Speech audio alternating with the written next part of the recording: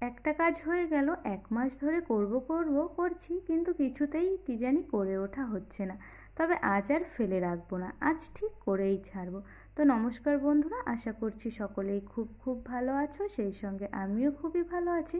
সকলকে একটি নতুন মিনি ব্লগে আবারও অনেক অনেক স্বাগত জানাই সাথী ভিলেজ লাইফের পক্ষ থেকে। তো এই যে ধান, এখানে আর কি এক মুঠো ধান আছে।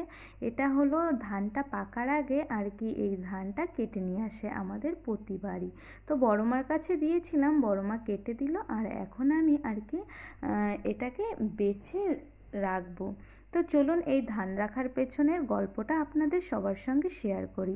আশা করি অনেকের বাড়িতেই এরকম আমাদের মতন নিয়ম আছে। এই যে যখন জমিতে নতুন ধান আর কি হয়, তো সেটা পাকার আগে প্রথমেই এক মুষ্টি ধান বাড়িতে কেটে নিয়ে আসা হয়। এটা আমাদের আর কি নিয়মই বলতে পারেন। তো এই যে এই ধানটুকু আর কি মা লক্ষ্মীর জন্য নিয়ে আসে। এটা বছরে যে কয়বারই আর কি ধান হয়, ঠিক ততবারই নিয়ে আসবে কাটার আগে। তো এই যে এটা এনে দিয়েছিল, নয় নয় করে 1 মাস হয়ে গেল, সেই ধান উঠে গেছে কবে। কিন্তু এই ধানটা ঠাকুরের কাছেই রেখে দিয়েছিলাম। এই যে আজ একটু ফাঁকা পেয়ে এটাকে বেছে নিচ্ছি। এরকমটা হয় না, তো এবারই হয়ে গেছে এতটা দেরি, সে কি আর করা যাবে। তো এই যে এখন আমি ধানগুলোকে এক জায়গাতে করছি।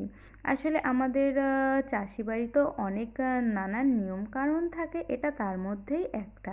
তো এই যে দেখুন আমার ধানগুলোকে বাঁধা হয়ে গেছে, আর মাথার ভেতরে কোত্থেকে জানি আবার একটা ধান চলে এসেছিলো। তো সেটা আবার মাথাতে বিঁধছিল, সেটাকেই আর কি বার করলাম। তো ধান থেকে এই যে এই পাতাগুলোকে বার করে আমি আলাদা জায়গাতে রেখে দিয়েছি। আর এই যে ধানটা, তো এবার জানেন তো ধানে একেবারেই চিটে হয়নি, একদম এখানে আছে ফ্রেশ ধান।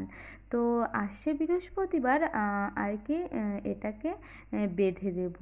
তো এই যে আমার হয়ে গেছে, আর এখন তো এইভাবেই রেখে দেব। তবে কাজটা হয়ে যেন একটু বেশ ভালোই লাগছে।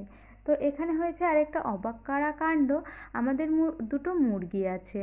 তো তাদের আর কি কদিন ধরেই মা ডিমগুলো পাচ্ছিল না, তবে মাও নজরে নজরে রেখে আজ ঠিক ডিমগুলোকে পেয়ে গেছে। এটা বিচুলি গাদাতে পেরেছে, একসঙ্গে অনেকগুলো ডিম পেয়েছে আজ। তো সে যাই হোক, তারপরে এই যে কিছু আর কি টি শার্ট আমার মনার জন্য অর্ডার করেছিলাম। তো কালার কম্বিনেশন খুবই ভালো এসছে, তবে কোয়ালিটিটা অতটাও ভালো আসেনি। তার জন্য এগুলোকে আবার রিটার্ন করব। তো সব কিছু মিলিয়ে এতটুকুই ছিল ব্লগখানি। আপনাদের যদি কোথাও এতটুকুও ভালো লাগে তাহলে একটি লাইক করে